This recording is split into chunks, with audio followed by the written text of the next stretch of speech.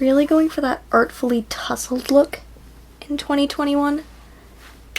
Hey y'all, I'm Cece, and today I am here to talk about the top 10 books that I read in 2020. So 2020 happened. Can you believe it? We made it through. I am filming this in 2021, which means that I know we made it to 2021, as do you. And in 2020, I managed to read a total of 63 books, which was not my goal, but I'm gonna consider that a huge win, because I read any books in 2020. In fact, I did anything in 2020, and that means that was more than enough accomplished. So today I am here to talk to you about the top 10 books that I personally read in 2020. This is going to be a mix between 2020 releases and older releases, and fear not, you are going to hear more about my reading in 2020. I have a ranked and reviewed releases video coming up, a least favorites. Also, I did a video last year where I talked about the various statistics of my reading year, and I would love to hear if you want me to do that type of video again.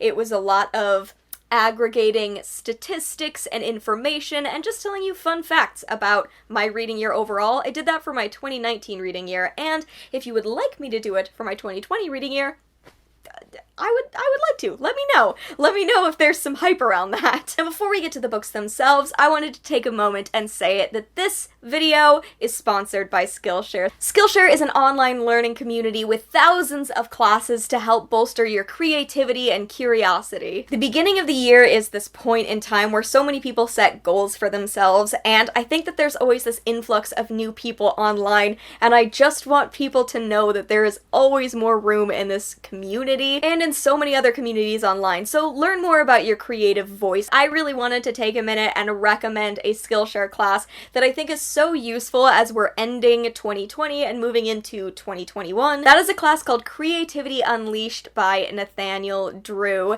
This is such a great place where you can learn more about honing your skills, and ultimately you can learn ways to share your own voice online. You can get access to this class and every other class on the platform with a premium membership, which annually works out to be less than $10 a month. If you want to learn more, definitely check out the website. That's going to be linked in the description below. There is also another link in the description. If you are one of the first 1,000 people to click that link, you are going to get a free trial of Skillshare Premium, so definitely check that out. Thanks again so much to Skillshare, and now let's talk about books. So usually every single year when I put together this video, I don't base my favorites list on a particular number. I am so incredibly picky about my 5-star reads that my favorites of the year list tends to every year just be whichever books I rated 5 stars. And that is the case this year. I read 9 books that I rated 5 stars, and I rated one book a 4.5 star that I think could eventually move into a 5 star. I'll tell you more about that in a minute. But I did want to quickly highlight some other titles that I almost picked for this list that are some of my other favorites. If you want to hear more reviews or discussions or whatever about these 10 books, that is all going to be linked down in the description as well. I'm not gonna go over these in depth. I just want you to know that these are the other books that I loved this year. My 4.5 star reads ranked for your ease and for your 2021 TBR pleasure. Let's do it. Top 10 runners up. So this is going to be in my 20th spot, technically, for the year. The Fire Never Goes Out by Noelle Stevenson. This is a memoir in pictures. Next, I had Another Brooklyn by Jacqueline Woodson. This is my favorite for the writing, and also because I got to be part of a YouTube original in 2020 where I was one of the people who interviewed Jacqueline Woodson, and I got to fly to Brooklyn, and it was absolutely incredible, and it happened before quarantine, so it feels like it happened a million years ago. I just wanted to take a moment to reflect on the fact that this was a really great book, and that was an absolutely incredible experience that I had in 2020. So if you want to watch that, link is going to be in the description below. Plus you can find the video that I did, just me and Jacqueline. It's on my channel, also linked below. This is my favorite Jacqueline Woodson book I've ever read. Next we have Big Little Lies by Liane Mariarty. This is a favorite book of the year, and I also watched the first season of Big Little Lies this year, and it became like a favorite TV moment of 2020. A winner in more than one way. Also because it was a deeply unexpected fave. This is the absolute only mystery in this book stack. Next up, there was Soft in the Middle by Shelby Eileen. This was a beautiful poetry collection. After that, we have more poetry.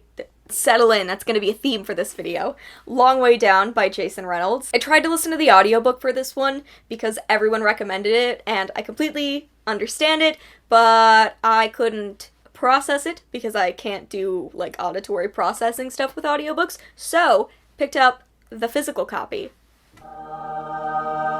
Amazing. If you can listen to audiobooks, I'm sure it would be a great experience. I just can't process them. So this was fucking amazing, and I can't wait to read the graphic novel adaptation as well. One of 2 short story collections on here, How Long Till Black Future Month by N.K. Jemisin. But my 2 favorite stories were The Ones Who Stay and Fight and The Effluent Engine. Both supreme fabulousness, and The Effluent Engine is queer as fuck. Then we have my second short story collection, and I believe the oldest book that I read in 2020? I think so. Close to Spider-Man by Ivan E. Coyote. This is in no way an old book. It was published in the year 2000, but it's still the earliest note that I had to make. Brilliant collection. My 2 faves from this were This, That, and the Other Thing, and the title collection, Close to Spider-Man. Both 5-star stories. Amazing. Almost done with this honorary list. We have This Is What It Feels Like by Rebecca Barrow, a standout YA contemporary, not only because it was joyful, but also because I think it's supremely underrated. And if you haven't picked up a copy yet, you should, because it's about girl bands. Second to last on this list, Cemetery Boys by Aiden Thomas. Romance A+, magic A+, all around, such a fun time. And the last of my honorary favorite books, You Should See Me in a Crown by Leah Johnson. This was one of the last books that I completed in 2020 because I basically didn't read in the second half of the year. Yeah, so I read this in September, and it was still one of the final books that I read out of the entire year. It's down here by my thumb. I'll put a little arrow in there. That's chronological order, so it was almost the end of the year. That's Bookly, by the way. People are inevitably going to ask, which has been helpful, but I'm probably moving away from it in 2021. I'm kind of moving all of my tracking into different places, mostly in Notion. I'm not sure what I'm gonna do yet about shifting away from Bookly, but it might happen. Anyway, this was joyful. This was perfect. A YA contemporary coming-of-age story that's queer and about the power of your own identity.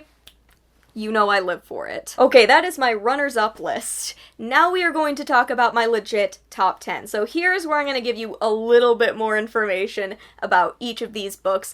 I'm going to try to tell you some highlights, why I loved the book, and I want to tell you one thing that I ultimately took away from the book. I feel like I never know what to say in favorites of the year videos because it feels like I've already talked about that book so many times over the course of a few months. I thought maybe it would be fun to tell you something I took away from all 10 of these books, because I do think that the reason books become my favorites is because they change me in some way. There is some element to them that I learned something new, or it reframes my thinking about when I was a kid, or it helps me understand another group of people. If a book is my favorite, it has made an impact that is important to me, and I kind of wanted to remember what that impact was for these 10 books.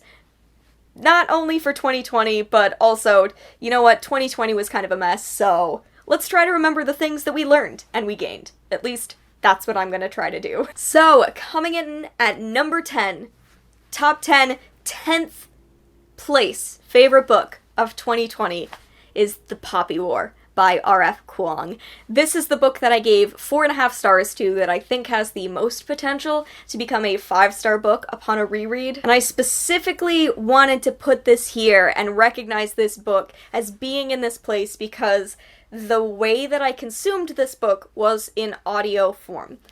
We've already discussed it. Not my strong suit. But I listened to The Poppy War when I was driving alone in my car for like 26 hours. So I loved this audiobook. I cried. And I think once I get a hard, finished copy and I reread it so that I can read The Dragon Republic and The Burning God, I think it's going to shoot up and be a 5-star book. So, some things to note about this. It's fucking epic. It is grim dark, and I am going to leave trigger warnings for all of the books that I talk about in this video linked in the description. I'm not sure how I'll be linking them, but they'll all be listed there somehow, so check them out, especially for the Poppy War, because it is based on a real-life atrocity. If you're unsure about getting into the Poppy War, if you're not sure if one of the triggers is going to upset you, I really encourage you to look up the full information. Most of what happens is in one chapter, and it can be incredibly brutal to read. However, with all of that, that makes it sound like I'm warning you so much about the Poppy War, and it's just because I really want people to go in aware. This is a book about a girl becoming a woman, and a girl becoming an angry woman with a lot of power. It's also about a dark-skinned girl being raised in the outskirts of society, and the fact that she has to fight about 8 billion times as hard as every other person who is trying to get to the same place that she is. I don't want to say this in the Poppy War is great because it has girl boss energy way, because I am in no way saying that. Rin is inspired by some horrific people in history.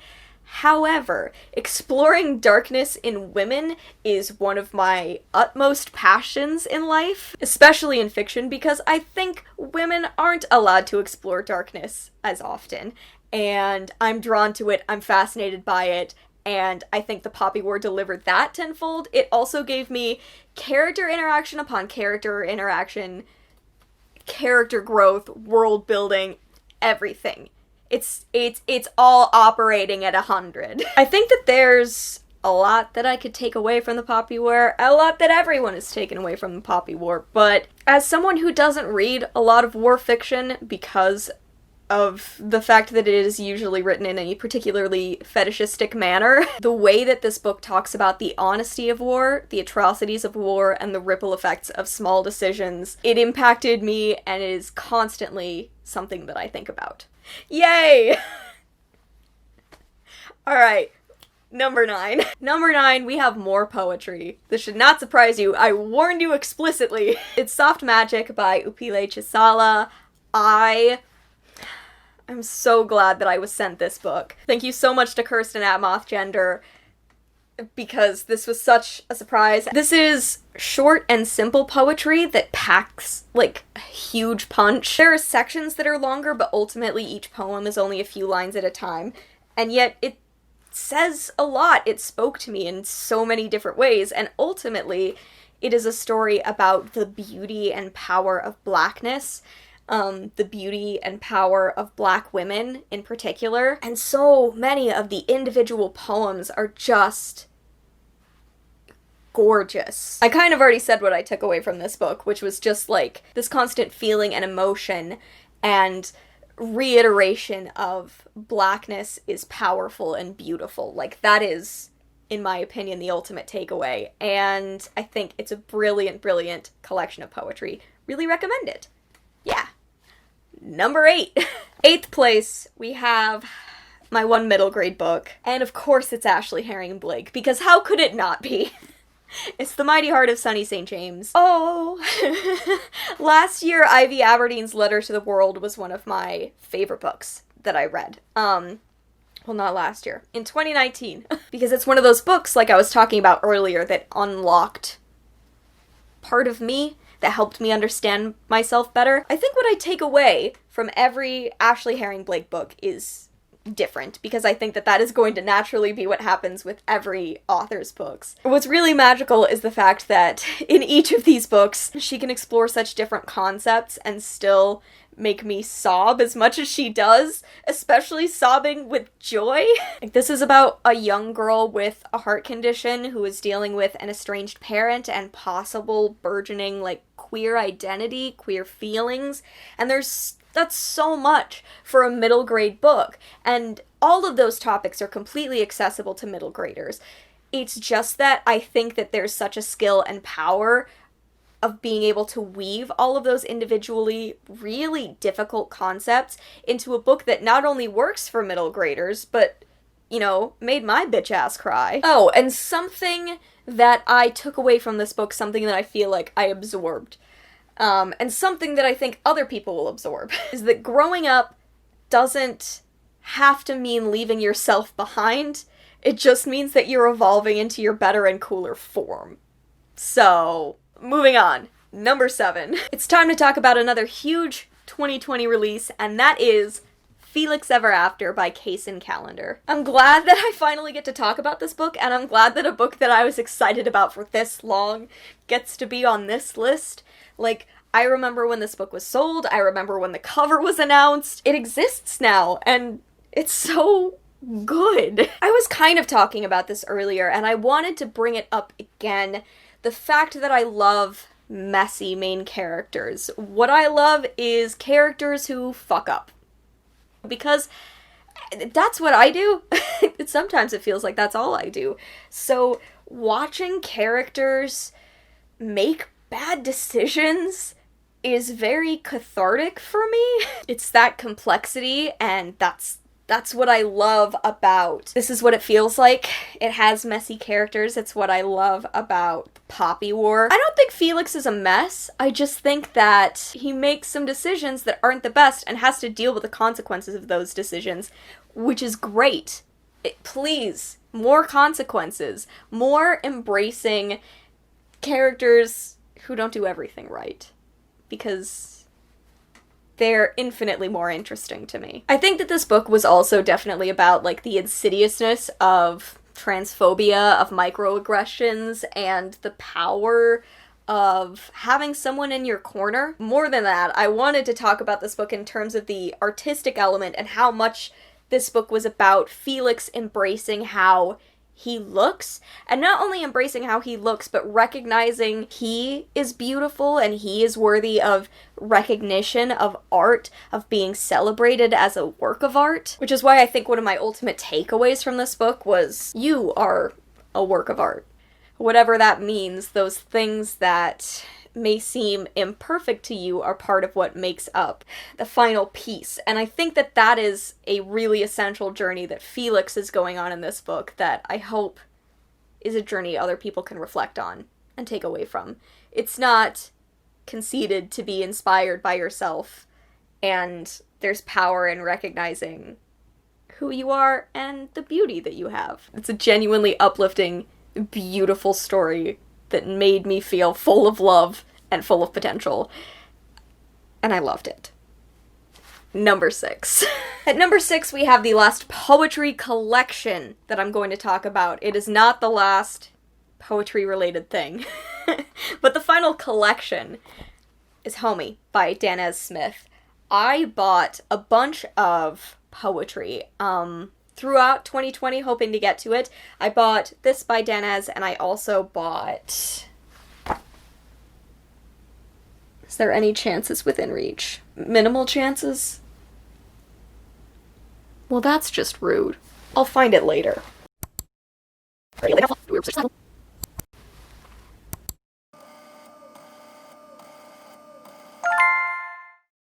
I think what made this stand out from some of the other collections I read is the fact that it was extremely accessible in terms of writing style, and like as someone new to poetry, it felt like I could jump into this and really get into it.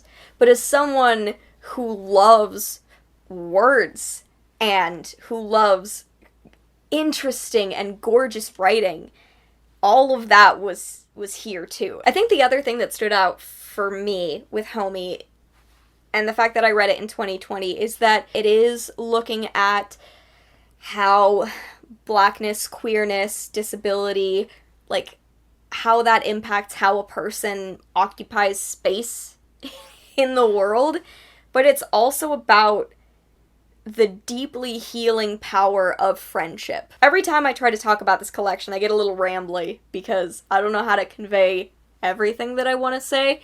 So I'm gonna wrap up this book that's here at number 6 on the list by telling you the thing that I took away from this book. And ultimately, the thing that I took away was that the family you create whatever that means, is as essential as the gravity that holds you to the earth. Really hope I'm communicating my feelings in this video.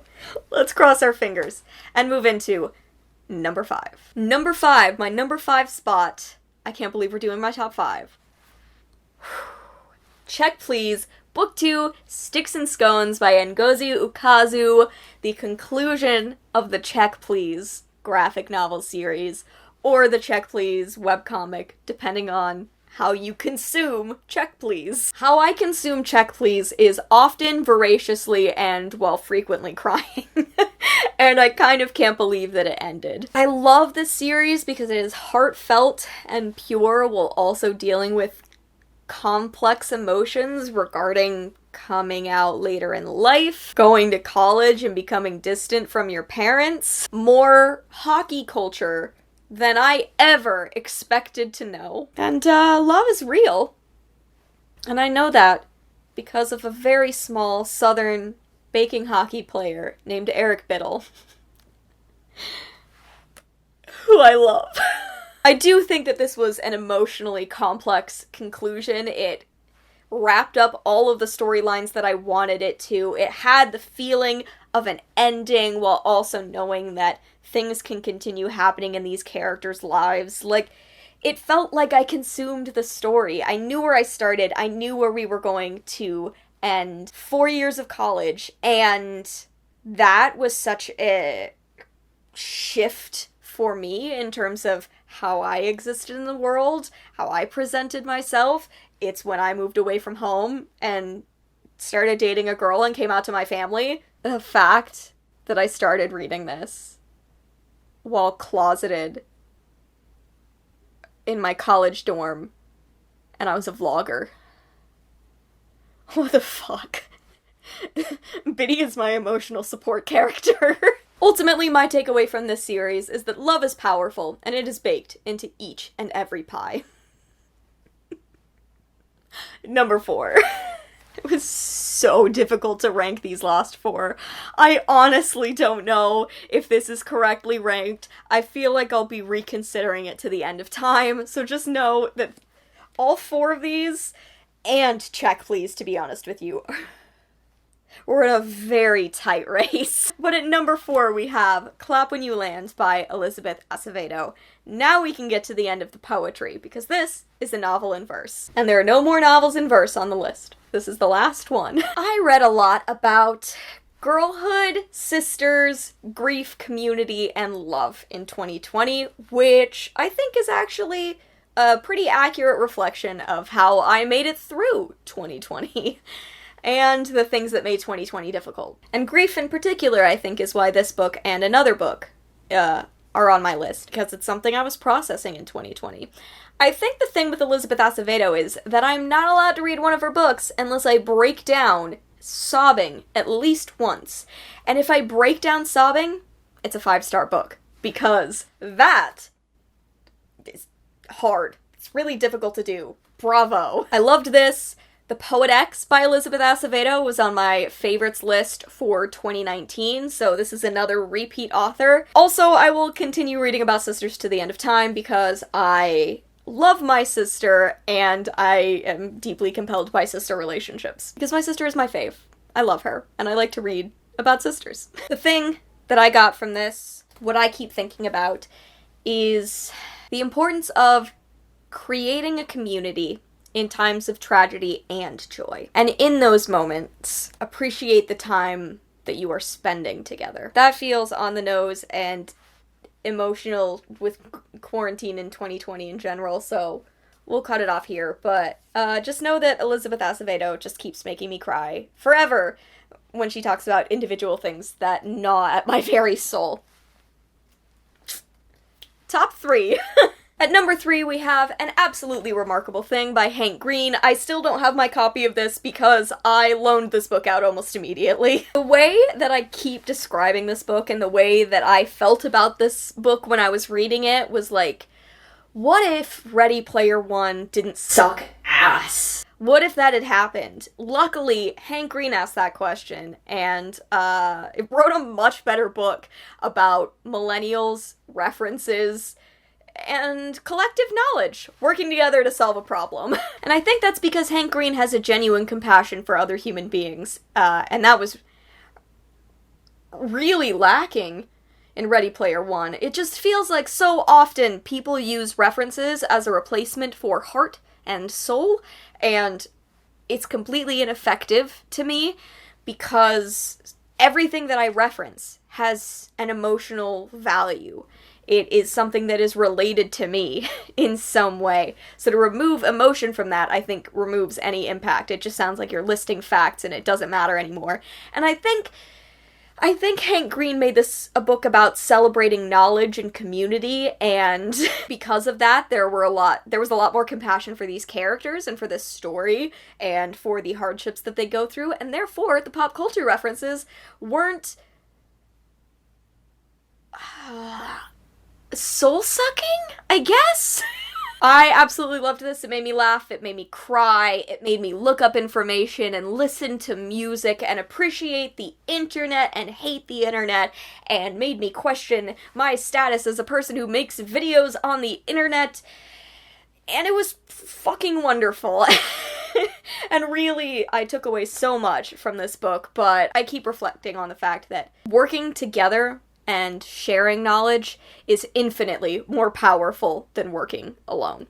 Number two, second place. Like I said, it was really hard to rank these, so this is probably second place, but I'm gonna be questioning it at every moment of the editing process, and you need to know that. I have locked in these numbers. Editing magic can't fix this. So, no matter what I say, just be like, Cece, you did it, you ranked it, stop backing out. Number 2, Real Life by Brandon Taylor.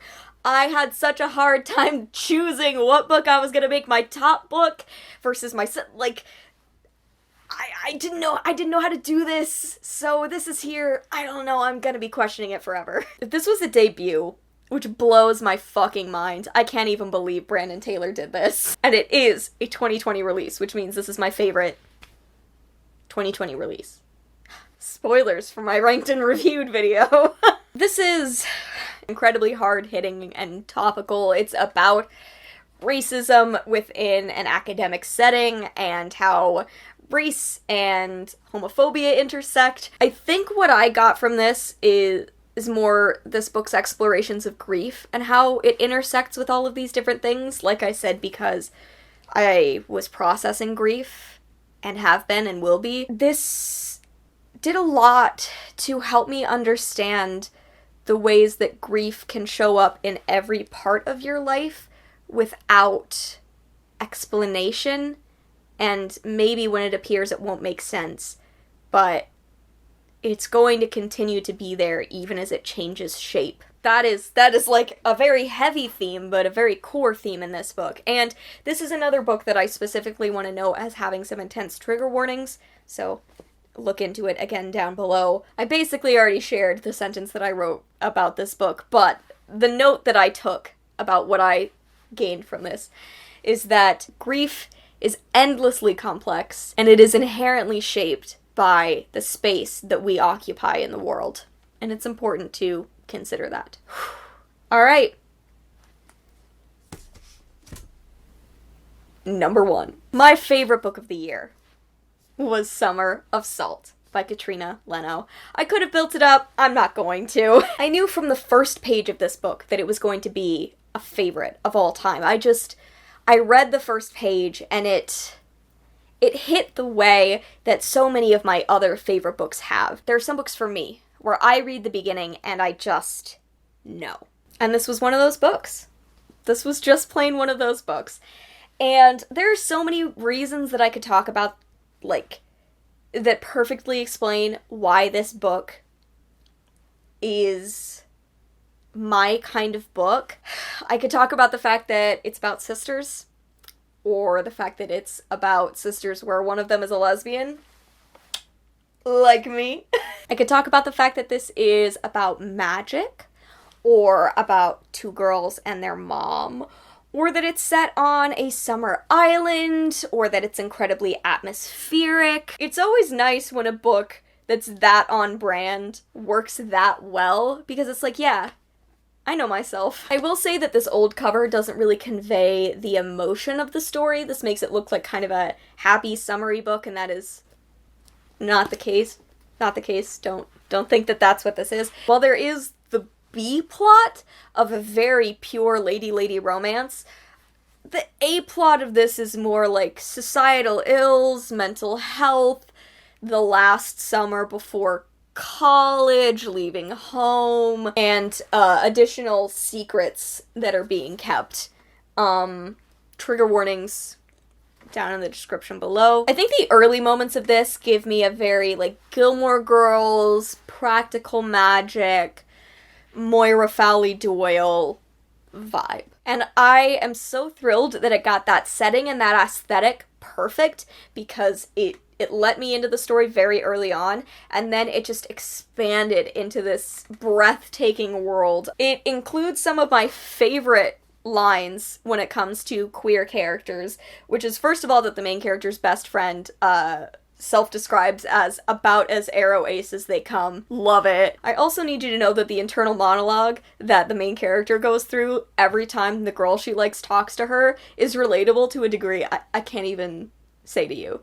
Like, she freaks out at the slightest provocation because girl pretty, girl cute, girl talk to me, and that is the whole lesbian experience all wrapped up into one. I don't know if I'm even going to give you a thing that I could take away from this book, because there are so many different elements that have completely impacted me. From the fact that I've read a lot of books about the power within a community of recognizing, like, festering evil. It's wonderful.